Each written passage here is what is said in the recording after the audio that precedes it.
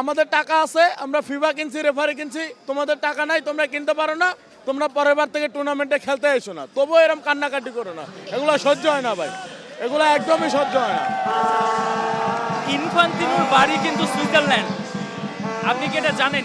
ইনফান্তিনোর বাড়ি কিন্তু সুইজারল্যান্ড। জি, জি। আজকে তার দলের সাথে খেলা, আজকেও কি আর্জেন্টিনার পক্ষ নেবে? এটা কি মনে হয়?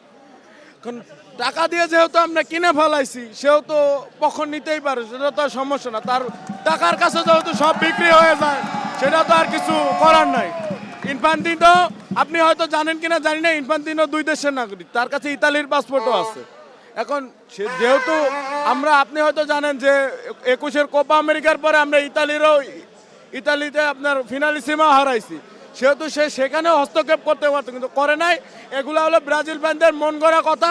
তারা প্রতিবারই কোয়ার্টার ফাইনাল, সেমিফাইনালে যায়, আটকায় যায়। এটা হলো মানে আর্জেন্টিনার উত্তর সাফল্য দেখে তাদের রীতিমতো অ্যালার্জি উঠে গেছে গার মধ্যে। বাবা, তোমাদের অ্যালার্জির একটাই ওষুধ, তাদের একটাই সমস্যা, তাদের দলে মেসি নাই, মেসির মতো প্লেয়ার নাই, তাদের হিংসা। মেসির উত্তরোত্তর সাফল্য, মেসির তার সাফল্য দেখে তাদের রীতিমতো এখন গায়ে জ্বালা উঠে গেছে।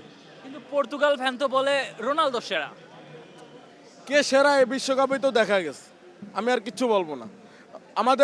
আমাদের বস সাহেব, রীতিমতো তাকে বস বলি আমরা, মানে ফেক গড, তিনি তার লাস্ট গোলটা বিশ্বকাপের হয়তো মিনি ফ্রি কিকে করে ফেলছেন।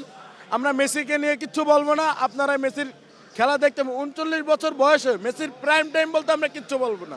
মেসি নিজেই একটা প্রাইম টাইম, সেই 2002 সাল থেকে সে 7-8টা জেনারেশনের সাথে তার তুলনা হয়ে আইতাছে। তার প্রথমে কাকার সাথে তুলনা হলো, তারপর রোনালদোর সাথে তুলনা হলো, তারপরে গ্যারেথ বেলের সাথে তুলনা হলো, সুয়ারেজের সাথে তুলনা হলো, এখন এমবাপ্পে হল্যান্ডের সাথে তুলনা হইতাছে, এখন এই জেনারেশনের লামিন ইয়ামালদের সাথেও তার তুলনা হইতাছে।